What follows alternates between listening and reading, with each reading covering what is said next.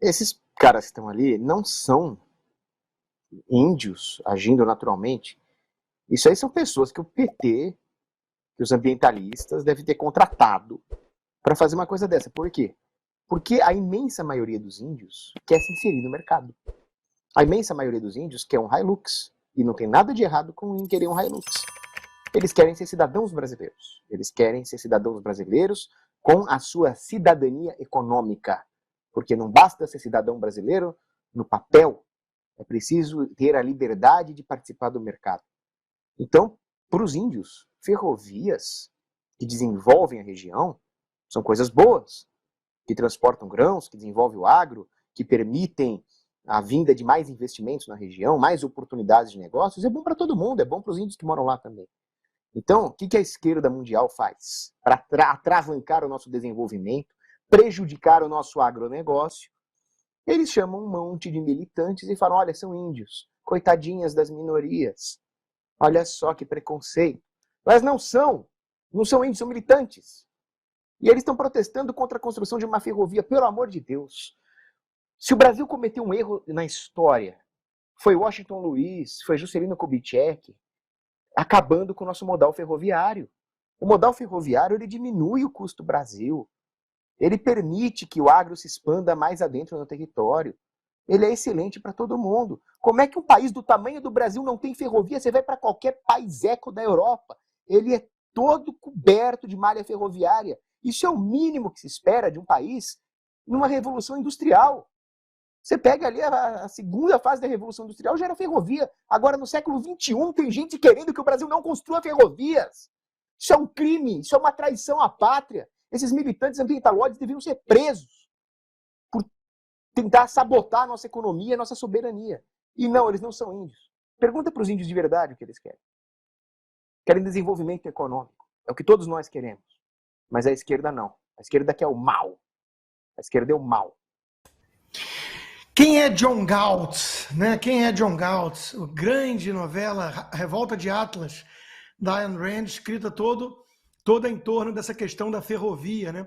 Veja, nos Estados Unidos tinha um empresário por trás das malhas ferroviárias transnacionais, né? Era o Rio, o nome dele, se eu não me engano, e ele comprava direito de passagem de terras indígenas e tudo mais, tudo de forma pacífica, lucrativa e crescendo. Quando o Estado tomou conta, e isso é muito bem retratado na distopia do John Galt, ali, da Ayn Rand, começaram os interesses, começaram a desapropriar terras e muitas ferrovias foram à falência. O Cogos mencionou aí a Revolução Industrial. Nossa primeira ferrovia, a Estrada de Ferro Mauá, foi inaugurada em 1854, terceira da América do Sul, se eu não me engano, e, óbvio, o nome já diz, né? Irineu Evangelista de Souza, o grande empresário que fez até o imperador pegar numa pazinha de jacarandá para simbolizar ali o trabalho, né? Uma coisa que incomodava um pouco a elite, a coroa, na época. Mas, veja, a iniciativa privada dá conta do recado. Então, o Cogos mencionou o Juscelino Kubitschek, JK, idolatrado por um monte de gente. O desenvolvimentista, né? Pô, o cara priorizou as rodovias por interesses dele, por planejamento centralizado e tudo, e deu no que deu, sucateou a malha ferroviária num país continental que é óbvio que tinha que ter muito mais ferrovia, mas é óbvio. A Dilma, recentemente, fez a mesma coisa. Adotou políticas de subsídio e tudo para caminhão e depois estourou um problema aí que a gente conheceu, né? A revolta dos caminhoneiros e tudo mais. Então, veja, para do Estado querer controlar e alocar os recursos e dizer o que vai ser. Isso não dá certo. Os planos de quinquenais, 50 anos em 5, isso é coisa da China, que só na cabeça de gente que estudou economia na Unicamp que está dando certo esse modelo. O que deu certo na China foi apesar do planejamento central. Foi quando Deng Xiaoping começou a abrir, foi quando permitiu-se alocação livre e riqueza e prosperidade no mercado. Agora o Xi Jinping está mudando isso tudo e já está invertendo, já está num ponto de inflexão, aquele mega crescimento. Já tem um monte de problema encomendado aí, contratado. Então a China não é exemplo nesse sentido que os desenvolvimentistas tiram como lição.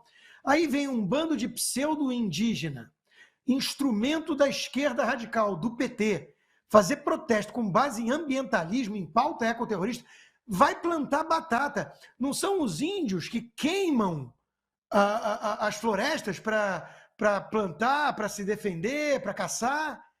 Os índios estão em posição de dizer agora como é que cuida do ambiente. Isso é uma visão russoniana, do bom selvagem. Para com isso. E, em geral, é o que o Cogos disse, também concordo. Índio não quer apito, muito menos ser mascote de elite culpada e oportunista do Leblon e da Vila Madalena. Índio quer prosperidade. Índio quer acesso aos bens que o mercado capitalista provê. Então vamos parar com essa ladainha. Isso é uma instrumentalização de meia dúzia de contratados via mortadela e com a imprensa dando uma hiperdimensão a isso. E estão querendo atrasar o país deliberadamente, porque votaram contra o marco do saneamento, querem manter o povo literalmente no esgoto, no esterco, para não dizer coisa mais direta, né? Na M. E aí, quando o assunto é a Ferrogrão, que vai trazer produtividade, ganhos de produtividade para o agronegócio, que é a locomotiva da economia brasileira, eles querem atacar, querem ficar contra, porque, claro, defendem o quê? O MST, o atraso, o crime no meio rural. Então, tudo que vem dessa esquerda radical não vale nada, não presta. Anselmo, ao longo da minha vida de 25 anos falando de política, de economia, eu aprendi uma coisa que não tem erro. Quando você está na dúvida, não tem erro. Se o PT defende A, defenda o contrário. De segunda a sexta, às 20 horas, horário de Brasília.